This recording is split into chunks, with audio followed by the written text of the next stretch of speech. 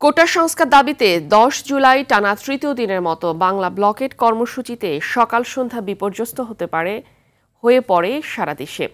এদিন কোটা পদ্ধতি বাতিলের সিদ্ধান্ত অবৈধ ঘোষণা করে হাইকোর্টের রায়ের উপর ১ মাসের স্থিতি অবস্থা জারি করে আপিল বিভাগ। তবে ঝুলিয়ে রাখা এমন রায় প্রত্যাখ্যান করে নির্বাহী আদেশ চায় শিক্ষার্থীরা, অন্যথায় আন্দোলন চালিয়ে যাওয়ার ঘোষণা দেয়। সেদিন ঘটে যাওয়া ঘটনা জানাচ্ছেন জায়েদ রহমান। পূর্ব ঘোষণা অনুযায়ী টানা তৃতীয় দিনের মতো ১০ জুলাই বুধবার সারা দেশে সকাল ১০টা থেকে বাংলা ব্লকেট কর্মসূচি পালন করে কোটা বিরোধী আন্দোলনের শিক্ষার্থীরা। এদিন সরকারি চাকরির প্রথম ও দ্বিতীয় শ্রেণীতে মুক্তিযোদ্ধা কোটা পদ্ধতি বাতিলের সিদ্ধান্ত অবৈধ ঘোষণা করে হাইকোর্টের দেয়া রায়ের উপর ১ মাসের স্থিতি অবস্থা জারি করেন আপিল বিভাগ। তবে তা তাৎক্ষণিক প্রত্যাখ্যান করে বিবৃতি দেয় শিক্ষার্থীরা।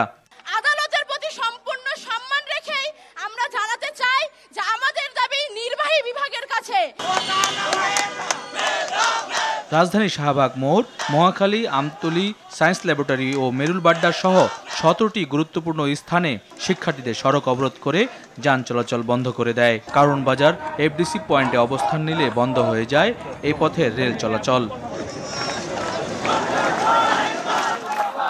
এদিন দেশের সব গুরুত্বপূর্ণ মহাসড়কগুলোতে অবস্থান নেয় আন্দোলনরতরা। কুমিল্লার কোটবাড়ি বিশ্ব রোডে ঢাকা চট্টগ্রাম মহাসড়ক অবরোধ করেন কুমিল্লা বিশ্ববিদ্যালয়ের শিক্ষার্থীরা।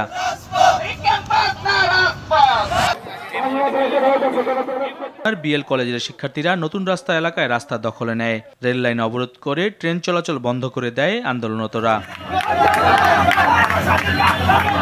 ১০ জুলাই সিলেটে তুমুল বৃষ্টির মধ্যে কোটা বাতিলের ১ দফা দাবিতে সড়ক অবরোধ করে বাংলা ব্লকেট পালন করে শাহজালাল বিজ্ঞান ও প্রযুক্তি বিশ্ববিদ্যালয়ের শিক্ষার্থীরা। বাংলাদেশ কৃষি বিশ্ববিদ্যালয়ের শিক্ষার্থীরা জব্বার মোড় এলাকায় ঢাকা থেকে দেওয়ানগঞ্জগামী তিস্তা এক্সপ্রেস থামিয়ে রেল লাইনে ব্যারিকেড দেয়। পরদিন বাংলা ব্লকেট চালিয়ে যাওয়ার ঘোষণা দেয় আন্দোলনরত শিক্ষার্থীরা। জাহিদ রহমান, RTV।